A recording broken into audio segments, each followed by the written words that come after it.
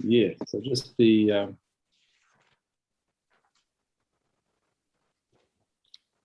wary of that.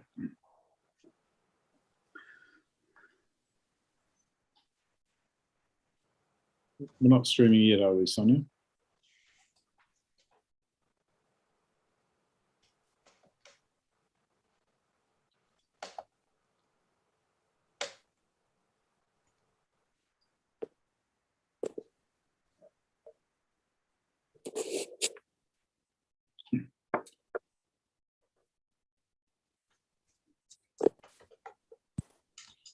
Right, looks like we might just about be all present and correct, are we?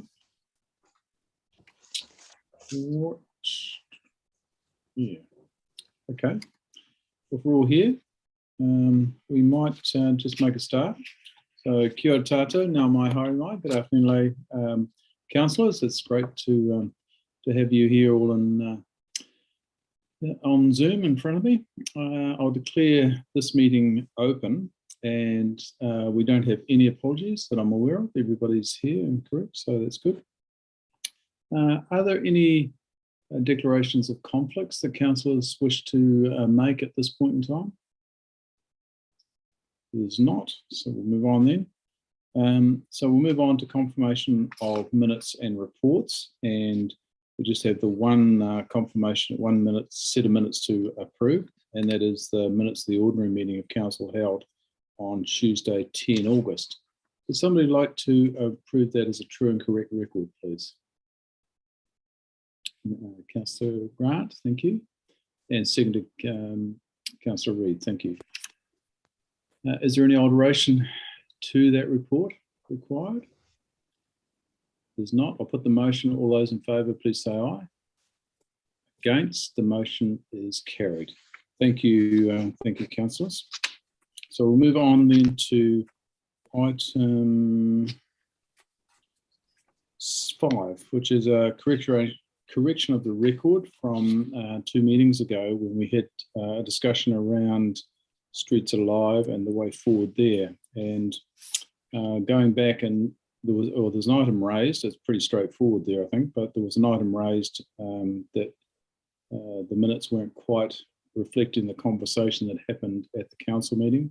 When the minutes, the record had been reviewed, it turns out that the minutes were right. We just needed to add the Burry-Wigan Street section in rather than take anything out. So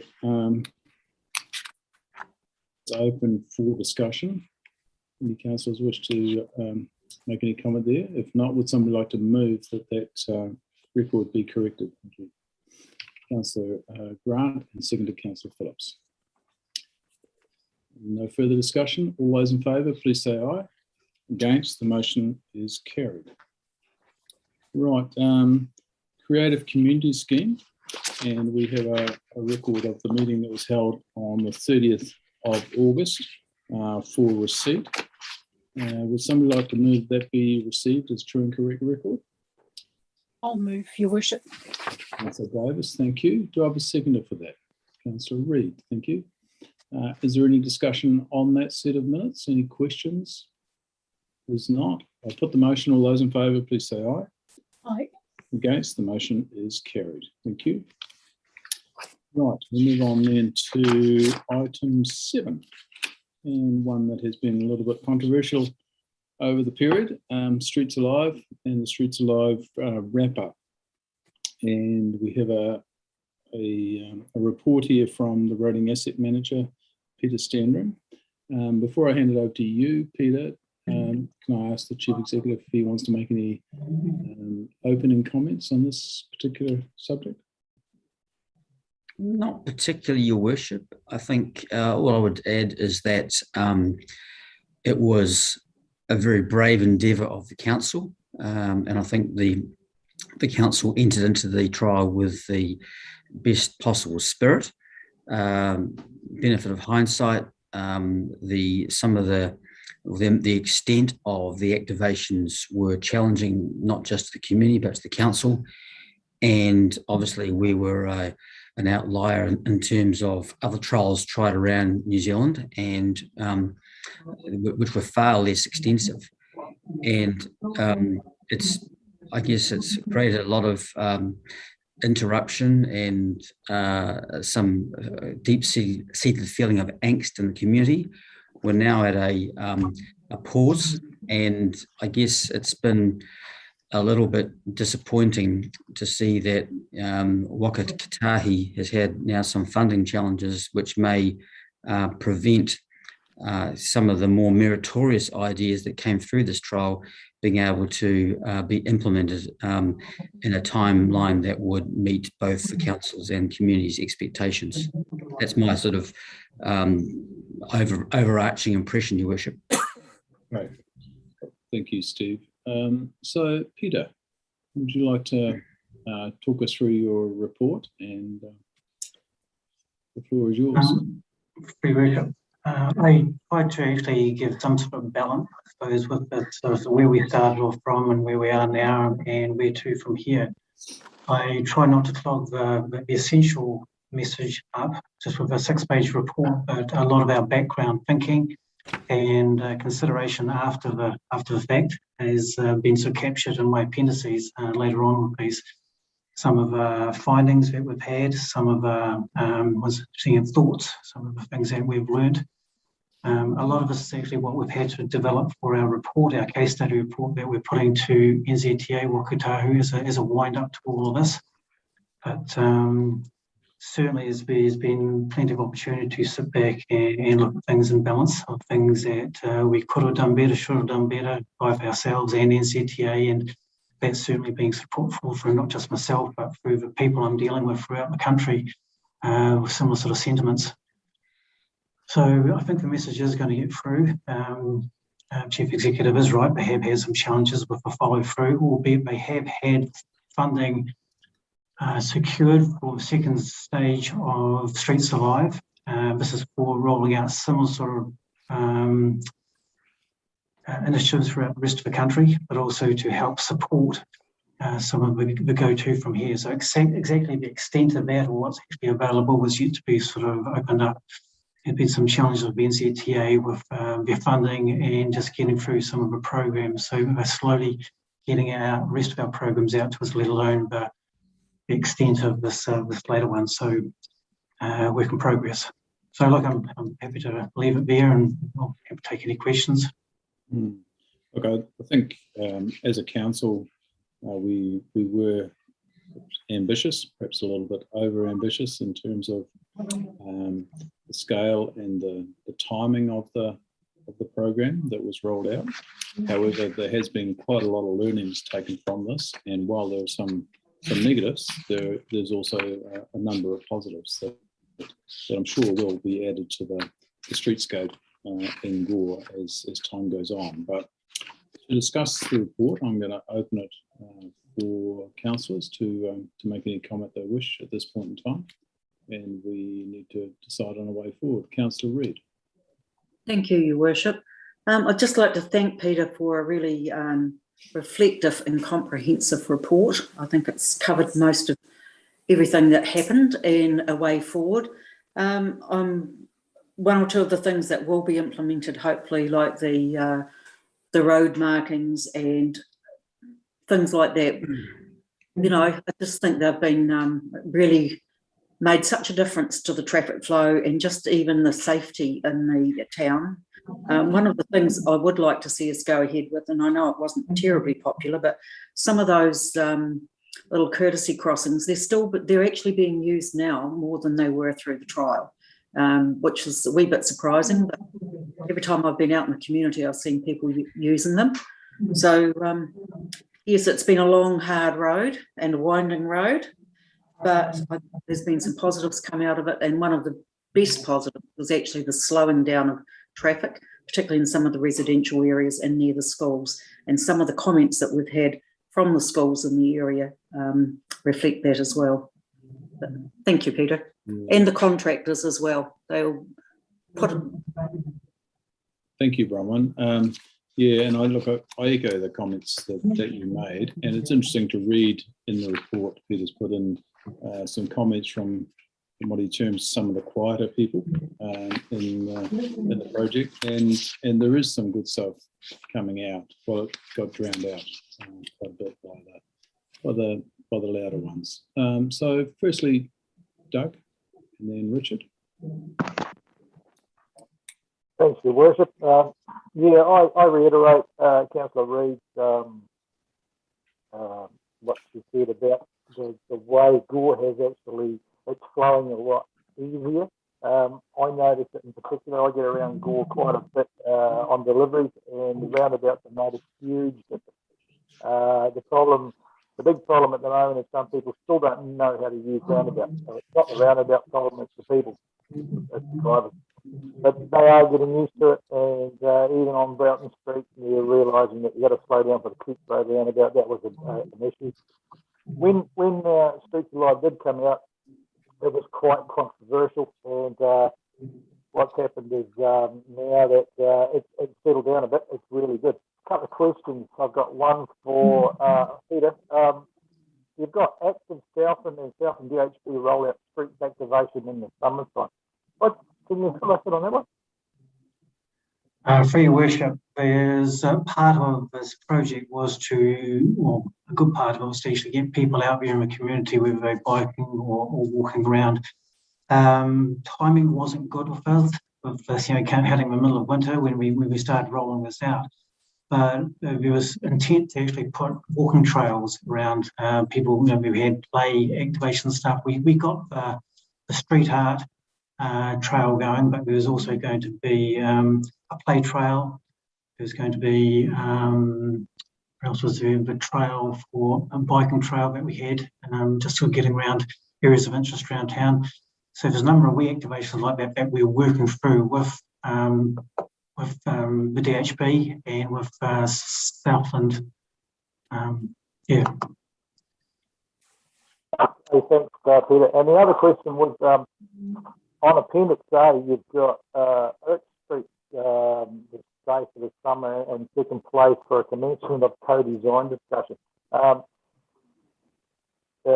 we finished with Oak Street? Because I thought the small committee that was finished after the Streets Alive done, we were still looking at taking out a couple of items there to put some car parks back in, or is that completely finished and we're leaving it until after summer?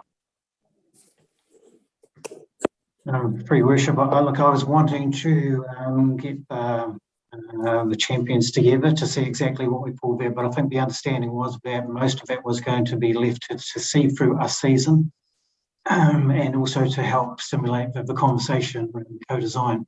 But yes, I think I agree there's aspects of that that need to be pulled out, and that's just a matter of timing of that and maybe getting a few heads together that we can decide exactly what and when. Okay, yeah, so that was my understanding. No, thank you. Thanks, Peter and Doug. Richard, and then John. Yep. Just confirm, Your Worship, you can hear me okay? I can. I was struggling a bit with Doug's iPad.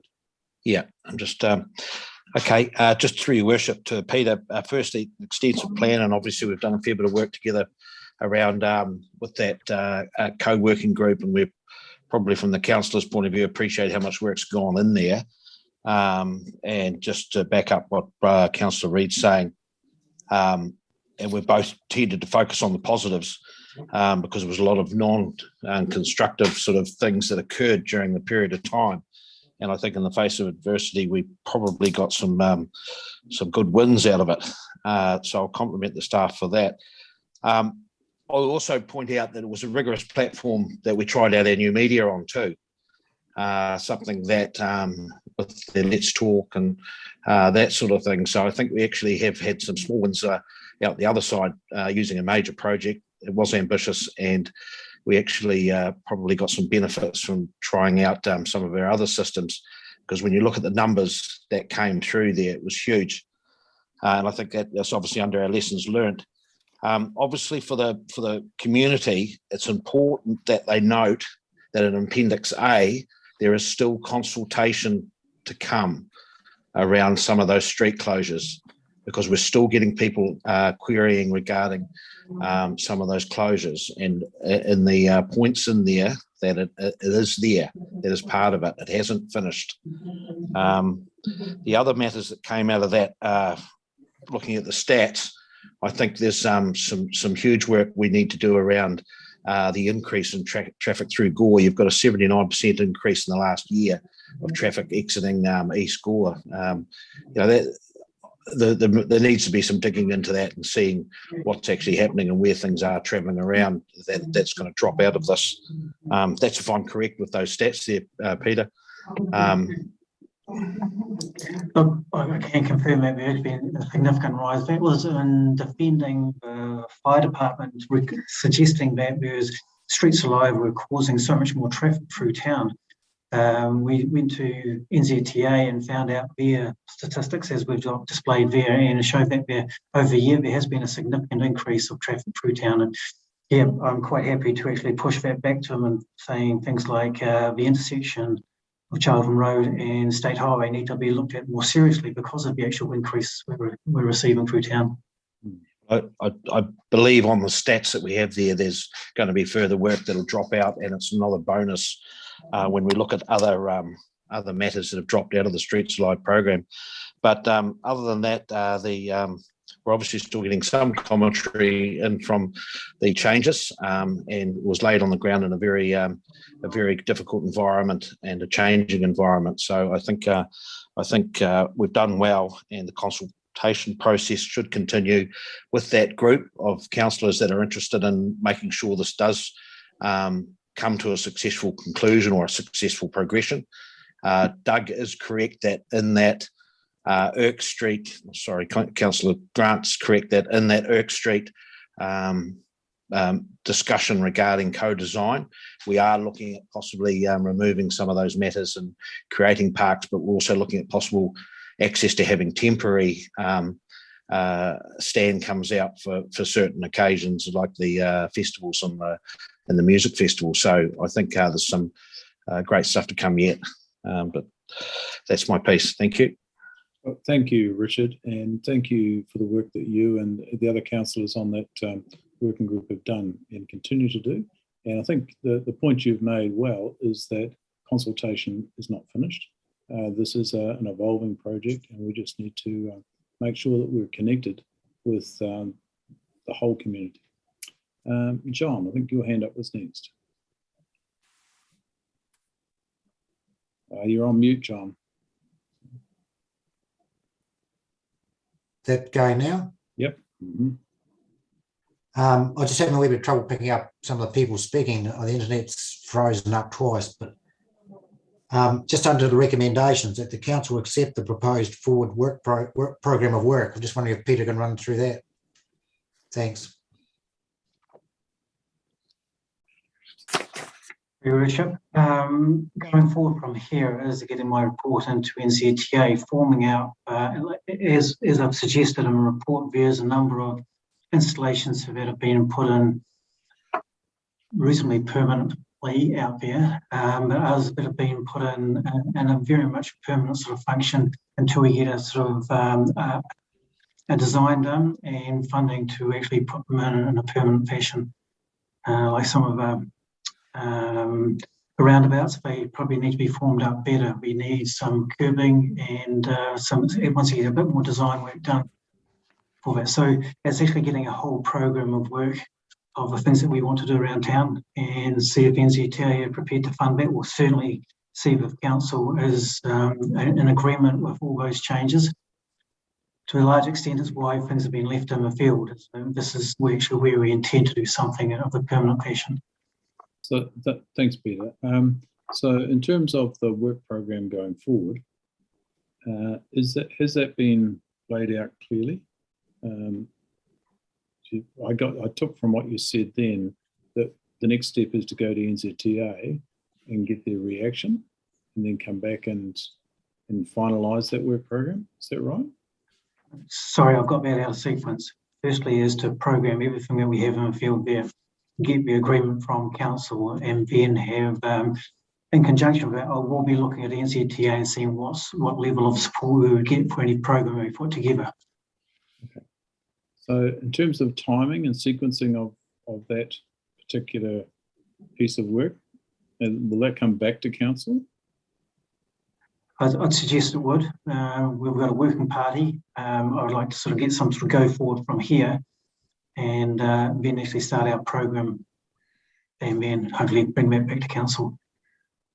So in terms of the recommendation that we have on page 22, I think it is, should that be more structured like, and that council develop the proposed work program going forward, rather than accept the work program? Yeah, for council approval. Yeah. Okay. Righto. Bronwyn, and then Glenys, you had your hand up, and then Neville. Thank you, Your Worship. Councillor McPhail made reference to a street closures. I just wonder, for clarification's sake, I presume he was talking about the one-way changes at Eccles Street and maybe a change at the bottom of Broughton Street. I don't recollect any closures being spoken about.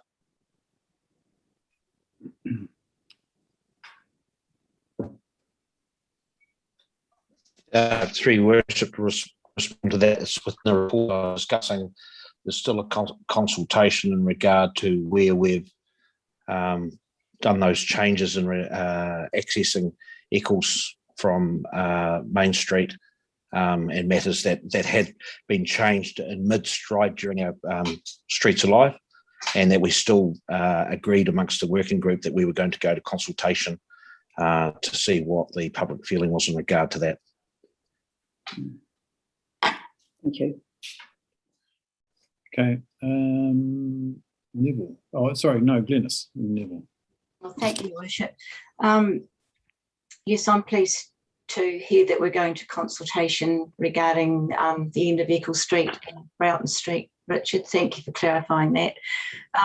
My question is, there's a lot of people have asked me about those poles that are on the road with red around them. Are they going to be taken away and something more permanent put there? Because they are a bit of an eyesore, I feel. Yes, that was really just my question. Thank you. So Peter, on that one, my understanding is that those stand-ups in the middle of the road are of a temporary nature, and that whatever is designed there going forward will be quite different to that. Is that right? Correct. It would be more likely a bay that we have in the middle of our refuge island. And the reason we haven't taken it away is that we are getting people who are using these and giving us, giving them a lot of relief having that refuge island in the middle. So we didn't necessarily want to take them away until we've agreed that that's not happening. But certainly ones I'm going to suggest that we do have crossings at. Could we have zebra crossings as well, and rather than the courtesy crossings? I think people would understand more clearly what they were there for in those some of those high used areas. I guess that's something, I don't want to put words in your mouth, Peter, but I guess that'll be something that's subject to the proposed plan of work going forward, what those crossings might look like. I found it quite interesting reading the report. Feedback that's come from some of the high use areas, particularly around schools and what it is, that the courtesy crossings have been celebrated as being a success. But a lot of the feedback I've had from general public is that they cause confusion. So I think we just need to get a bit more clarity on that. Sorry, Peter, I jumped in there. Okay, thank you. Okay, Neville. Yeah, thank you, Your Worship. I just got a question for Peter. If we were unsuccessful with Whakatā getting our funding for our proposals for the permanent changes, have you got anything in your budget, or where do you see us situated without their funding? For Your Worship, the SETA, as much as they're struggling for funding, are suggesting that they're spending 28%, up to 28% on cycling and pedestrian facilities around the country, which is a real strong message that this is direction we're going. So yes, I have actually got some funding for pedestrian facilities, both for pathways and crossings for around town anyway. So part of Streets Alive could be funded through that, but I am looking for Streets Alive fund specific funding first. I certainly want to explore that. Thank you. Yeah, I just got one more question for Peter, then thanks, Your Worship. In regards to that, then Peter, will you have a budget set out when you put your proposal through to NZTA? Will we be able to see that budget just in case we don't get the funding? Correct. I'm all too happy to have what we have available to us right now and what extra would be needed and have in front of council and see where the taste is to take that forward right now or to actually step that out over a number of years. Thank you very much. Thank you. So Brett, did you have a question or a comment? Yeah, thanks, Your Worship. I think it's largely been answered around the recommendation and the proposed work program, but I guess I'm just keen to understand the interaction between the working group and full council. What is the brief of the working group? Is the working group going to form up some recommendations to come back to full council? Because I think one of the lessons to be learned here is that I think we all need to be on the same page and understand what's going to be delivered to the community. So Yeah, is that the working group reports up, or has it got power to act? I know it had power to disestablish and modify, but where to from here? Well, I think one of the learnings that we can take from this particular trial is that we need to be as connected to both council and the community as we possibly can be, and staff as well. So yes, I would envisage that it would come back to council, but unless somebody's got another idea. Is that what you're thinking about, Peter? Most definitely is just working through the issues that we have around the streets, the proposals that we have, and getting something firmed up, and then take it back to council with some costings and that program and some costings associated. Okay. So Glynis, did you have your hand up there for a minute? No, thank you. Okay, great. Okay, so what I take from that is that we're looking for council to receive the report and to approve that work can continue on to develop a program going forward, which will then come to council. Am I correct in that thinking? Yes, sorry. Okay, would somebody like to move in that direction, please? So Councillor Reid, you're moving that way, and seconded Councillor Phillips. Thank you. Is there any further discussion required? If there's not, I'm going to put that motion. All those in favour, please say aye. Against, the motion is carried. Thank you. Right, we'll move on then to item 8, Rescue Helicopter Trust funding.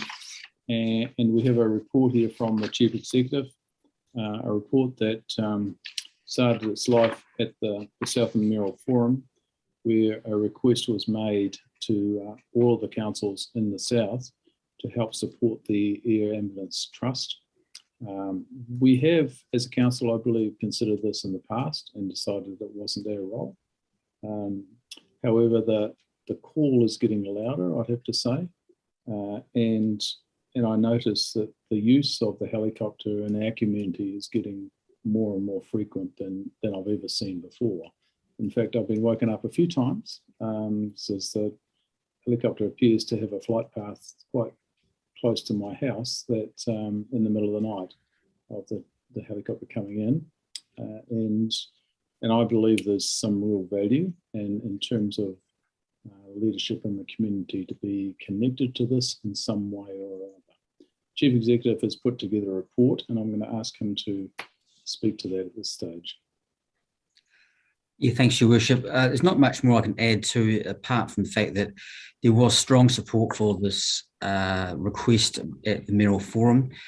$100,000 constitutes there or thereabouts $1 per head of population in Southland. And I think most of the, if not all, Mayoral Forum members were acutely aware of the importance of the first hour in terms of medical need.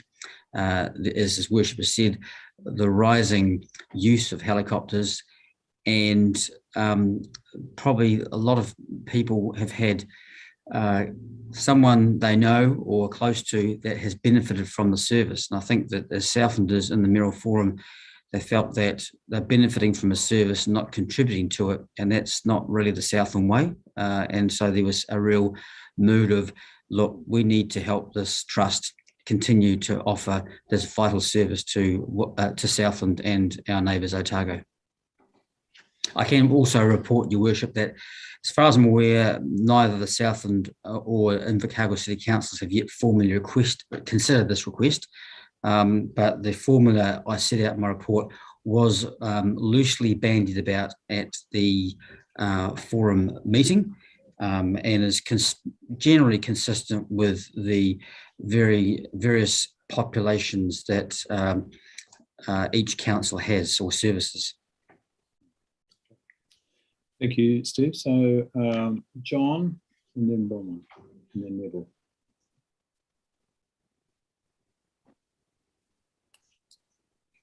John, can you hear me? Might be frozen, is it? Yeah. So Bronwyn, do you want to? Thanks, Your Worship. I think we should make clear that this is the Lakes District helicopter that's asking for support. They need to fundraise $600,000 a year to cover the costs that aren't met by government funding. I went online to find what data they had in our area, but I actually couldn't find any. But the South Otago Air Ambulance in over a month has had 13 plus visits to Southland Hospital and another 11 between Te Anau down to Ruapuki. So I think for the amount of money, as the chief executive said, $1 a head per person, we don't, even though possibly they're not coming to Gore that often, a lot of our people travel on the roads. We all move around. Some people have homes in Wanaka, Queenstown. So I'm quite in support of this. I think because of the fact that they have to fundraise for such a lot of money and technology is changing so much, that equipment is constantly having to be replaced as well, and there's the maintenance as well. So I would be in support of this. Thank you. So just correct me if I'm wrong on this one, but there is a bit of confusion about the Lakes Helicopter Trust and the Otago Helicopter Trust. And the Otago Helicopter Trust flies the machines that you see coming into this district. I believe that the Lakes District Air Rescue Trust is primarily a fundraising vehicle for that service. But it is a little bit unclear in my mind. But, yeah, thank you, Councillor Reid. Councillor Phillips.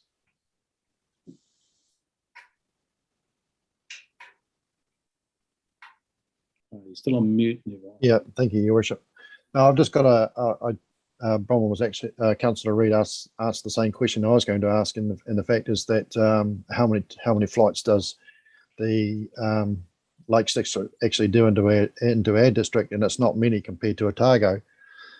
But I asked the question is that if they were serious about the fundraising, they should have actually put in submissions into our grants submission and come through that avenue.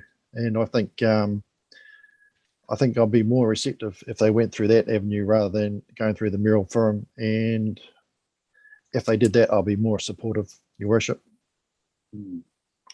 Okay, look, I think the issue was raised with the Mayoral Forum from a Southland regional perspective, and there was a very strong support message given from the forum, and each of the councils agreed to take it back to their particular councils at that time, and it was past the LTP program. Now, I know that this is probably not convenient in terms of process or our processes.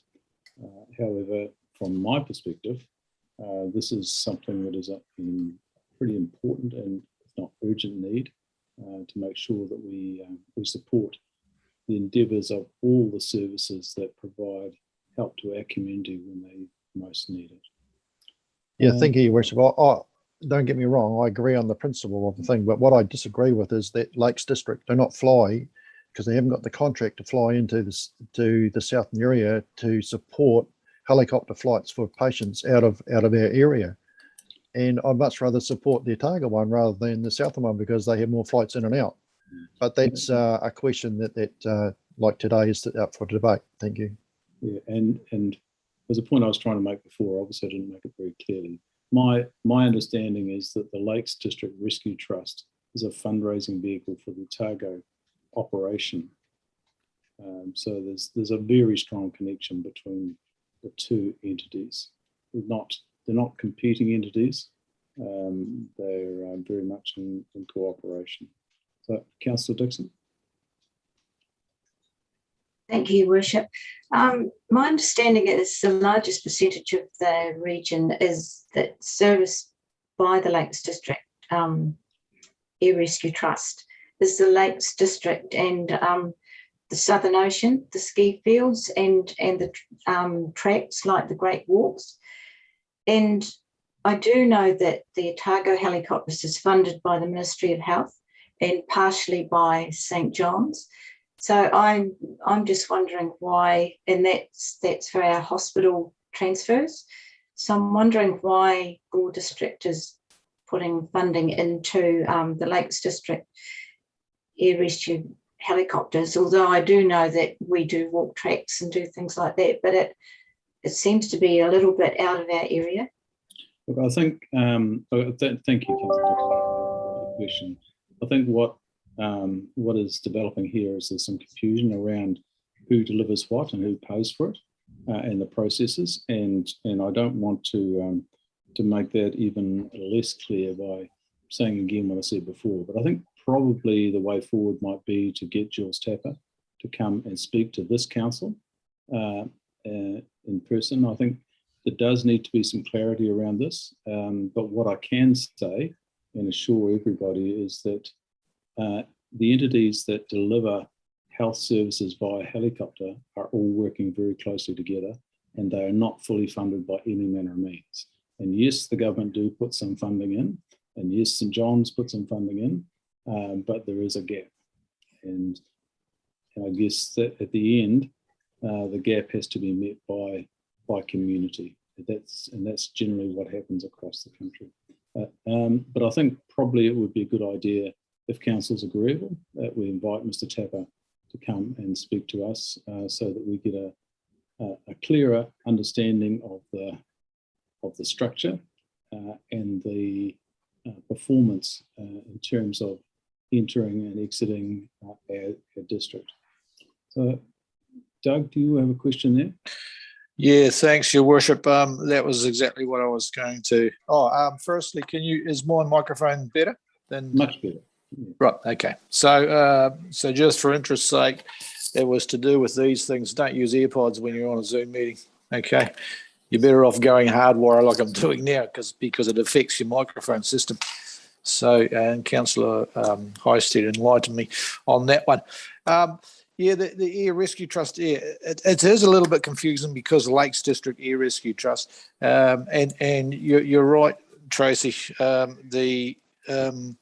I believe the Otago Regional Helicopter Services have the contract with DHB, and then they subcontract it to the Lakes District Air Trust to do the fundraising, and Southern Lakes Helicopters do all the stuff south of New Zealand and the ski fields and all that. But it would be, I was just going to ask for either a further report by the CEO, but I think your idea, Your Worship, is to get Jules Tapper in and explain the whole lot. That would be a lot better, and then we can move forward on this report. John, you had your hand up too. You're on mute, John, too. Yeah, I missed most of that. I fell off the end of the earth. So I had the same problem. I think it is the same question you have already asked. I noticed the Otago Regional Gale helicopters, the regional council from Otago support them by $350,000. And the Lakes District Trust don't have a list of supporters. They have a list of supporters, but don't have the amounts that they support. And the only council that supports them is Queenstown Lakes Council. And so I was questioning, really, are we backing the wrong horse? Yeah. No, look, I think it would be useful to have Jules come and speak to us, because he works very closely with Graham Gales.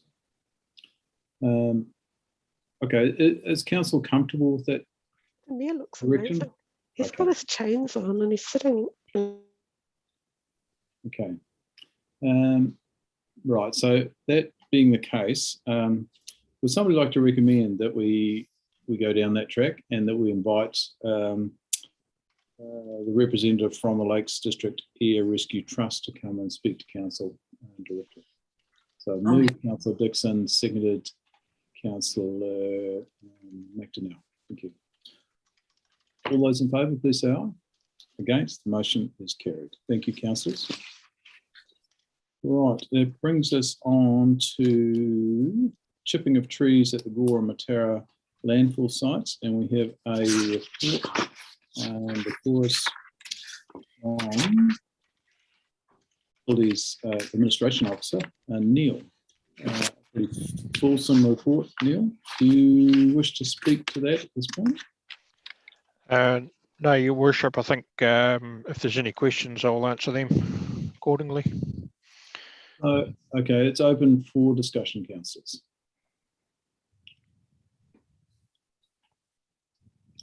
Councillor Hosty? It's a bit of a side question, and it may have already been answered in previous discussion, but it just strikes me, viewing the sites, Hamilton Park and the like, that there's a lack of an amenity planting buffer between the gum trees that were taken down and chipped, and this is stage one of several years of planting and chipping. So I'm just interested, Neil, is there, through Your Worship, is there any plan to have a amenity planting to ensure that we don't have it's like a bit of a disaster site every year we chip this thing? Sorry, through Your Worship, I've been talking to Keith McGroby on the subject of the replanting of that area, and he thinks he can push it forward from what we were originally talking about, but no firm discussion has been had exactly when that'll start. Just once we've got a couple of areas that they can start planting in, which is come this summer, we can actually have some area that would be able to be replanted. Sorry, Neil, I guess I was asking, is it going to be 100% gum trees that are going to be clear felled and chipped in the future? Or is there going to be some beautification buffer planting around it so we shield it in some way in the future?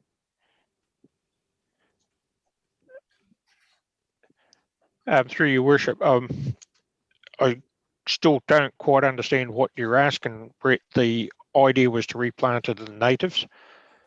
So all that area, both sides of the walking track along that through the middle there will be in natives eventually.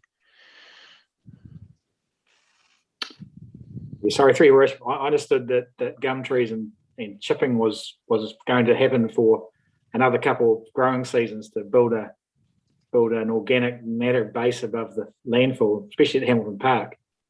It just seems we had quite a high level of amenity at Hamilton Park. I can't speak for Matara, it's the Matara site, but now we've got, a clear felled area. So operators with a different variety of tree just on the circumference of it. Yeah. So just with regard to this, it does appear to be a little bit of a cross purposes there. Steve, do you have any comment on this one? Can you help us here? Yeah, Your Worship, I think my understanding from Councillor Highstead's question is if there is going to be further chipping, is there going to be some amenity planting to shield that unsightly activity?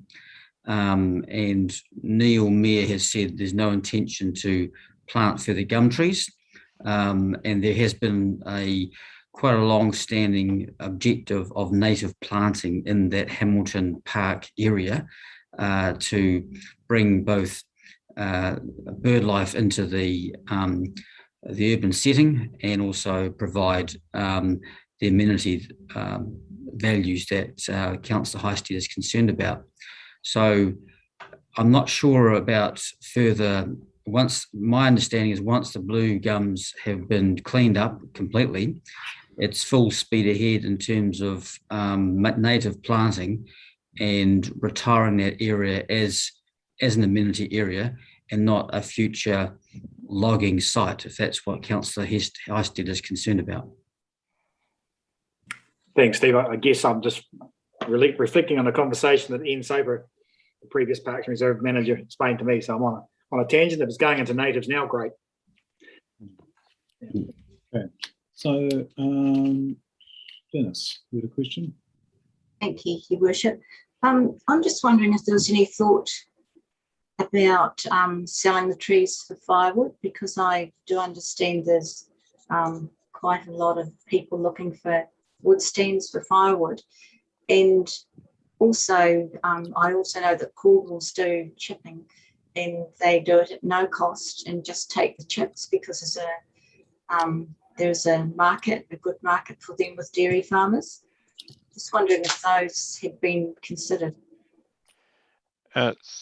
Through your worship, the whole purpose of felling the gum trees was because of their instability, but also to create chips for coverage over the old landfill.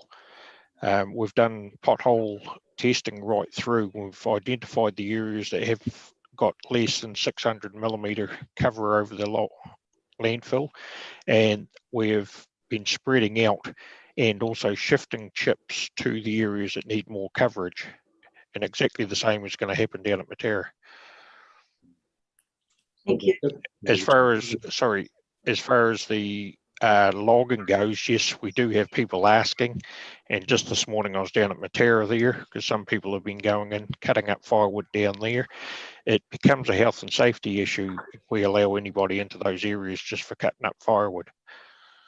I was just meaning maybe for one contractor to go in there and take them out. I think they're quite high value at the moment. Yes, but the purpose of it was to get that chip so we can actually close areas off once we've got that adequate coverage. Thank you. Thank you. So it sounds like there's been a particular purpose for those chips anyway. Neville. Thank you, Your Worship. Just a question from to Neil. Thanks very much, Neil. Great report. I look forward to seeing the work at the end of the month. And I know COVID's probably hit pretty hard in that aspect of time framing. But yeah, that was my concern about the residents going and cutting the firewood with the logs that are still lying on the ground. Have you had any success in stopping them, or are they just sneaking in doing it? As of this morning, we've put danger keep out tape across the gateways. John Clearwater, that grazes the sheep there, he's unaware as to who is gaining access. So I do get the feeling with talking some down there, some locals don't want to tell me who's doing it, but hopefully they'll take notice of the danger keep out signage. And as far as the time frame goes, I was just discussing it with Bradley York yesterday, and his new chipper is still due to arrive on the 24th of September down here in Southland. He's checked since the COVID lockdown and it hasn't delayed, so he's still been promised by the supplier, and he is hoping to be into Matera by the end of September, which will clean up the previous Environment Southland stuff at the same time. Through Your Worship, thanks very much, Neil. That sounds really good. And I do believe that the people that are cutting up the firewood are coming from their back sections, coming through the gate, not through the gate. Just in a situation where 2 trees did come down over the weekend with the wind, but There is also another tree that has been felled from the property over into the council property. Has been cut down, so somebody's taken the opportunity to fell their own tree while the logs are still lying there. Let a chance go by.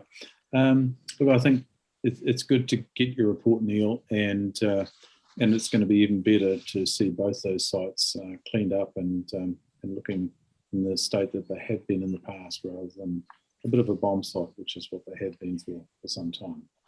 Neville, you had a question? Yeah, yes, thank you, Your Worship. Neil, if the chipper is not here in its time frame, is it possible to at least cut down the trees that are standing that the shear machine couldn't cut down? So, at least take that eyesore away from there to actually lower them onto the ground. Is it possible Yes. or not? Well, I spoke to Bradley yesterday, and he thought that he would be able to do something, but in the same breath, he was basically telling me that the chipper will be there at the same time. So, Okay. so yes, in another week, I'll check with them as to ensure that arrival time of the chipper is going to be before the end of the month. Thanks very much, Neil. Much appreciated. That's right. Okay, so is there no further questions or comment? If there's not, would somebody like to move the receipt of the report, please? Moved, Councillor Phillips. Do I have a seconder for that? All right, Councillor McDonnell, thank you.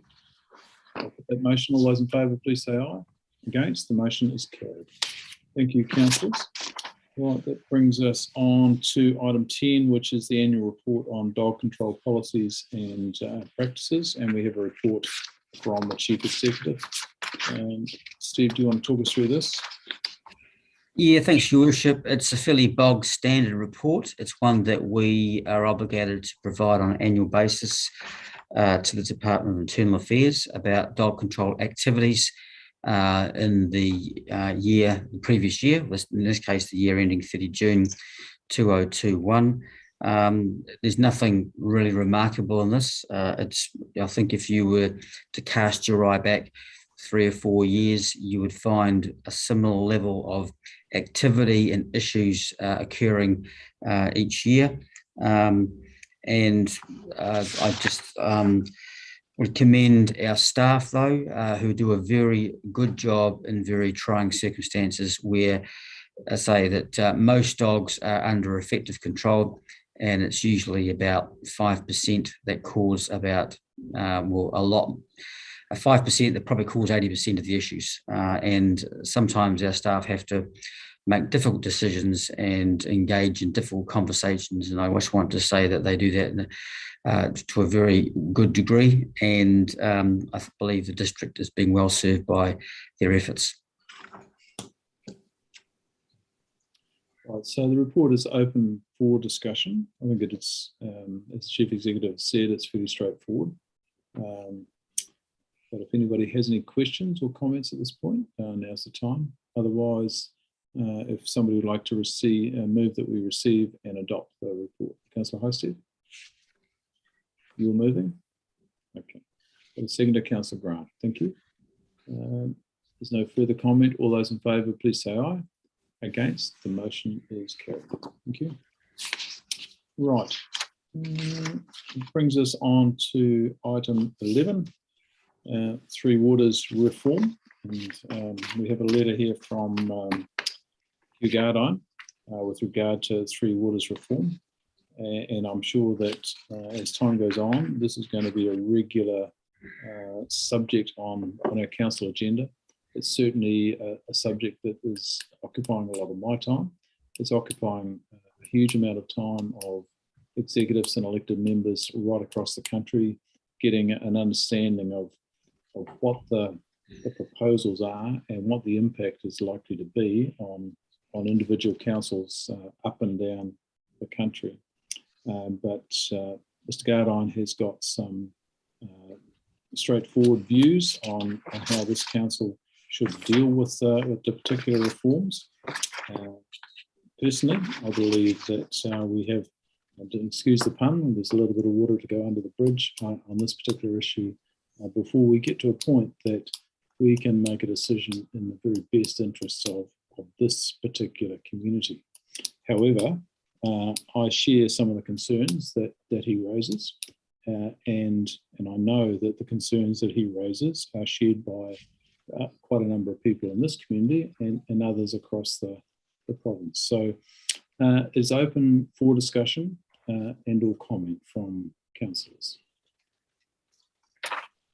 So, Councillor Grant. Thanks, Your Worship. Although I do share some of the sentiments from Mr. Gardine's letter, how does Mr. Gardine get into our agenda when wouldn't this be a submission? Or do we just allow letters to come on things that we're discussing? Because in theory, I don't know, I could be totally wrong, but I thought that would be open for submissions or something. We haven't done anything like that. We don't know, we haven't gone down the avenue of discussing this as the CE's report says that, and we're moving along. But we have a letter here from Mr. Gardine, which is a well-written letter. Any member of this community can request the mayor and councillors to consider a letter on any subject at any time. Oh, okay. And this particular letter came from from Mr. Gardine, and requesting that this be put on the council agenda. Certainly, given the topical nature of this particular issue, I thought that there is no reason why we shouldn't air it at this point in time. However, in saying that, and you've already said it, we've still got quite a lot of work to do on developing a response, and we need to do that systematically and methodically to make sure that we get it right for our community. And each community needs to do that individually, because we are not the same as Queenstown, we're not the same as Westland, we're not the same as Whangarei, we're not the same as Wellington, and we just need to make sure that we get this right for Gore District. So, but in terms of a member of the community requesting something be placed before the councillors, I've got no problem with that at all. Okay, Steve, do you want to make a comment on that? Thank you for that. Oh, I think you summed it up well, Your Worship. I think, as Worship said, any member of the public has the right to seek that a letter be placed on the agenda. Not always is that request granted, because sometimes it can be dealt with operationally, or is not deemed to be of sufficient importance that needs to engage all councillors. But as Worship said, this is a debate that is raging across the country. So on balance, I thought it was worthy of inclusion in the agenda, and it gives an opportunity for the council to alert the public that it isn't asleep at the wheel, and that it is actually taking its time to brief itself on the issue. And of course, we've got the workshop planned for this coming Thursday, which will be followed by the council will have to meet in a public setting to form an indicative view to then relay to the government by the end of September. But for the benefit of anyone reading or listening, that indicative view is just that, indicative, and is not representative of the wider community view, which will no doubt have to be the subject of some engagement. But as the information has yet to all be laid on the table for councils, it's difficult for councils to have that conversation with the community. And thank you for that. Yeah, this particular subject has been on the go now for several months. It hasn't just popped up, and I'd have to say there's been a number of items of correspondence that have come across my desk, and I'm sure that councillors will have had them as well. But I think we're getting to the pointy end of this discussion. We're not there yet, but we're certainly nearing it. And I think having a letter like this on the agenda is good to make sure that we're attuned to how our community is seeing this, and also to inform other members of the community that might be interested and aren't quite as aware as some others. Okay, so it's open for discussion and or receipt. And I think that certainly from my perspective, a suitable response to Mr. Gardine would be that when we have developed an opinion, we'll certainly share that with him. Any councillors wish to make any comment? Councillor Mr. Bolger, Your Worship, wants to speak, I think. Yes, Your Worship. I don't think council's in a position to hold a local referendum on the matter, particularly as central government still appears to be in a state of flux as to the magnitude and intent of the direction it wants to take. And we're certainly not in the position to be able to form a form proposal which we would couch a referendum around. I would agree with Mr. Gardine's sentiment that there appears to be a certain amount of disquiet about the proposal and a certain amount of caution, certainly from ourselves and the local government up and down the country. And on the strength of that, I think I'd like to move that we receive Mr. Gardine's letter with thanks. Okay, so I've got a motion. Do I have a seconder for that? Yes. Councillor Dixon, thank you. Any further discussion? If not, I'll put that motion. All those in favour, please say aye. Against, the motion is carried. Thank you. So it brings us to item 12, and we have an item with regard to street trees in the main street of Gore. And we have a report here from our new Parks and Recreation Manager, Keith McRoby. And Keith with us today. Welcome along, Keith, to your first, I think this is your first council meeting, isn't it? It is, thank you. Yeah. Yeah, it's good to have you in the community and had a little bit of interaction with Keith to date on a couple of projects, and I think he's going to fit in well. So look forward to working with you as time goes on. So Keith, do you want to talk us just through the report? Why are we even considering this at this point in time, and take us through to where your recommendations are, and we'll then discuss it. Yeah, certainly. I think this issue came up before council, I think about 3 or 4 years ago, and there has been some ongoing dialogue between officers and I guess retailers in the main street, and yeah, there's obviously been some concerns about I guess the leaf drop, but also the size of some of the trees, and also the damage, and particularly on the town side, or on the hillside of the main street. For some reason, the trees seem to have grown larger on the hillside of the main street, and they're also the trees that are under overhead wires. So the trees on that side of the road have been had some pruning going on. I think in terms of tree choice, hindsight's a wonderful thing, but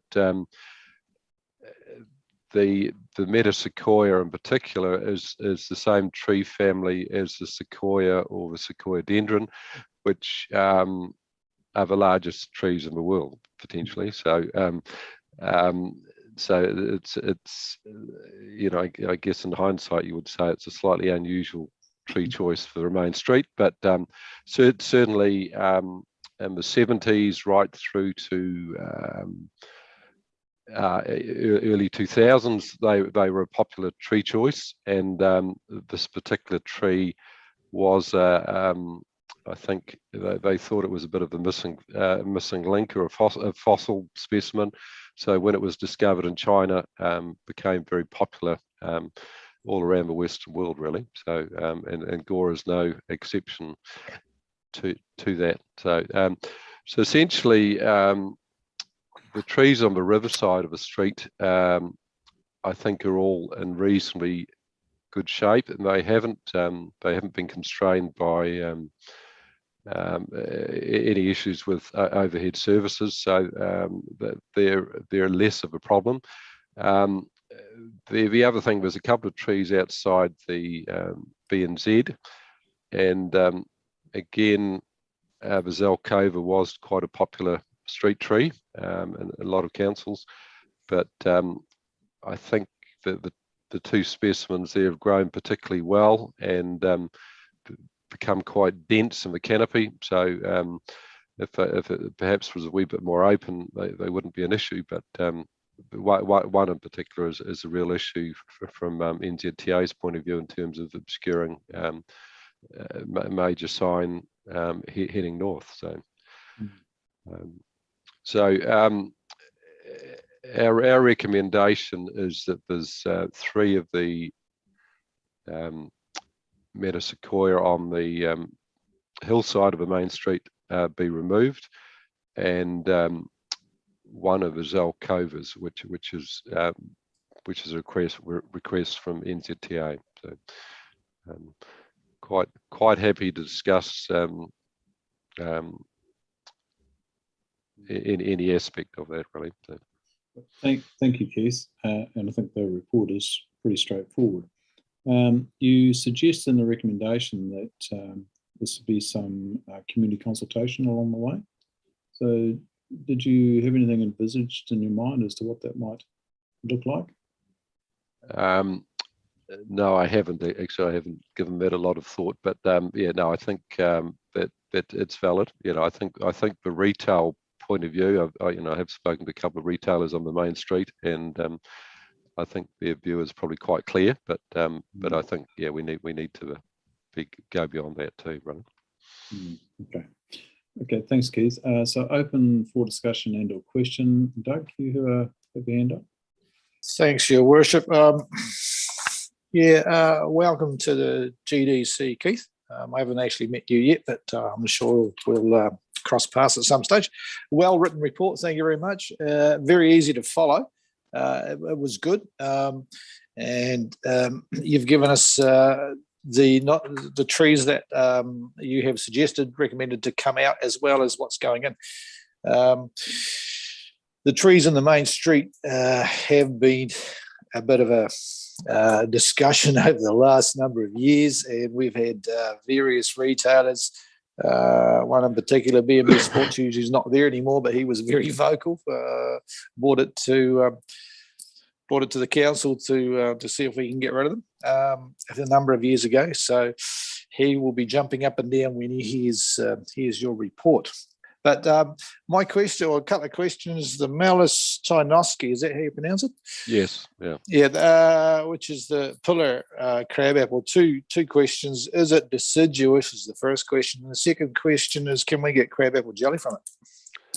I think it's really an ornamental specimen, and it's probably what you would call a medium-sized tree, so shouldn't present too many issues in future. But the other thing is that it is deciduous, so there will be some leaf fall, but it does have nice autumn colour, so, and also flowers in the spring. So yeah.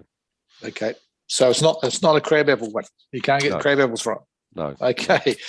All right. So I'm pretty sure that the leaves will be a lot easier to handle than the ones that are dropping, because the things that drop at the moment, they just go all over the street, and they go into they tend to blow into B&B Sports doorway, and also 100% electrics all down through there. So I'm pretty sure you're going to have some happy people. No, thanks for your report. Cheers. Okay. Thank you, Doug. Gladys, and then Brett. Thank you, Worship, and welcome, Keith. Thank you. I'm no supporter of cutting down trees, as you probably all know, but I can see that these are causing a problem, and I would support what you're doing, but wondering if you had considered putting maybe a native trees in there, like cliffite. To be fair, to answer your question, no, we haven't, and I do support the use of Ko-Fi because it brings in the birds, but I guess that's potentially another issue. But yes, it's certainly they are quite a good street tree, really. So certainly I've used them in Oamaru and a couple of other places. So yeah. Thank you. I guess some of that could be picked up in consultation. Yes. along the way. And I think just in terms of consultation, the point that Doug raised around the retailers that are on the east side of the main street, I think there does need to be some work done there, because there has been, while there's no power lines there, there has been a number of issues that have been raised with me over the years about the way they block gutters, spoutings and what have you in the path. So as long as that can be kept in mind, that would be. Through your worship, I can possibly comment on that one. I have instructed my staff to go through and basically take the lower whirl of all the remaining metasequoias up.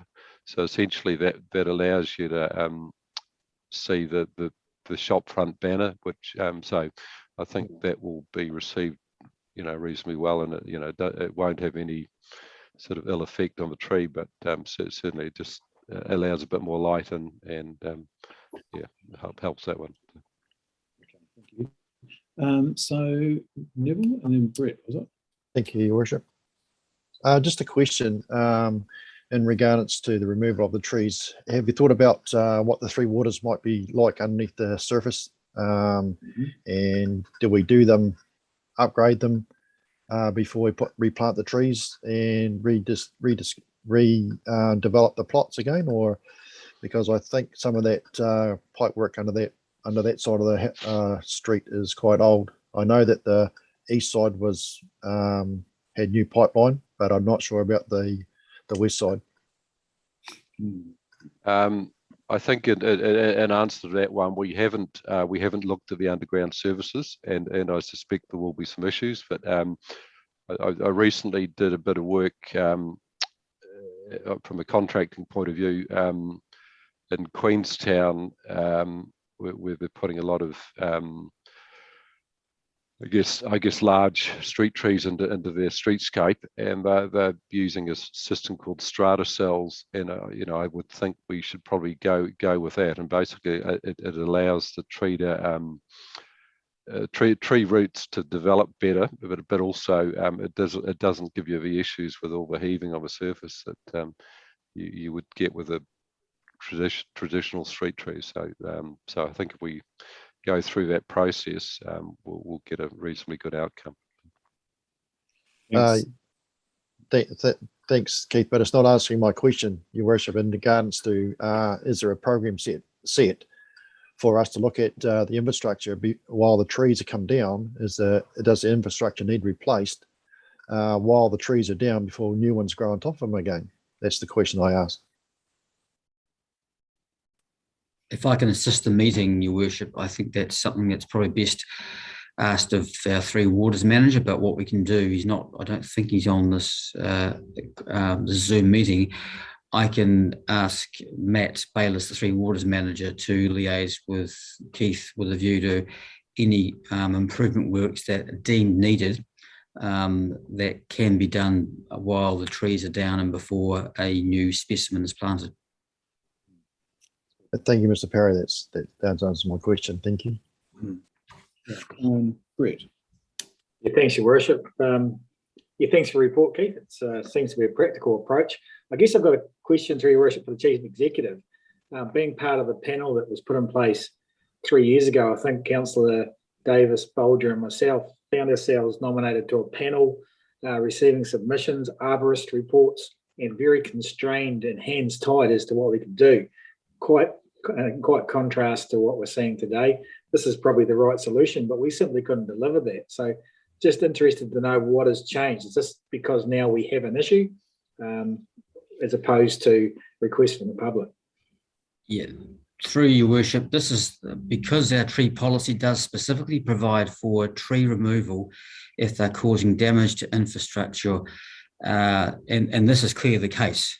So they are ill-suited to the environment, they're causing damage to the surrounding footpaths, and therefore, under the tree policy, the Parks and Reserves recreation manager is entitled to authorise removal. But obviously, common sense dictates that we'll consult with the community. But so this is not just an issue of a tree's a bit awkward or a bit ugly and a bit inconvenient. This is causing damage to infrastructure, therefore has got, I guess, an elevated right of removal than what normally would be the case.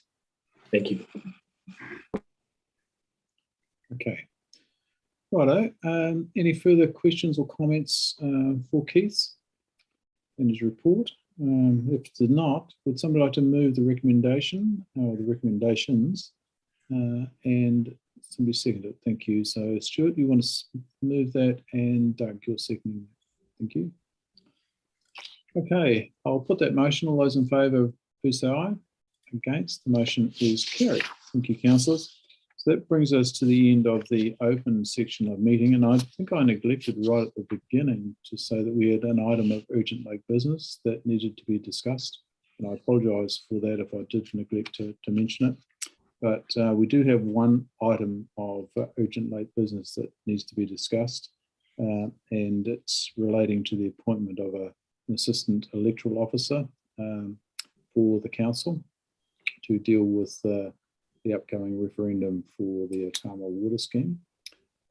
And I think that does need to be discussed in committee. So would somebody like to move that urgent item be received and discussed at the end of the in-committee section? I'll move, Your Worship. So move Councillor Bolger, seconded Councillor Gardon. Thank you. Is there any discussion? If there's not, we'll put the motion. All those in favour, please say aye. Against, the motion is carried. Right, so that brings us to the end of the open section of the meeting. We'll now move that the public be excluded from the following parts of the proceedings of the meeting, and the items below that we will be discussing are confirmation of the minutes of the ordinary meeting of council held on 10 August, confirmation of the extraordinary meeting of council held Tuesday 31 August, confirmation of the minutes of the Capital Works Program, Capital Works Committee held 18 August, and consideration of resurfacing contract for the council, the Gore Campground and the Gore Library and Community Rooms redevelopment. Would somebody like to second that motion, please?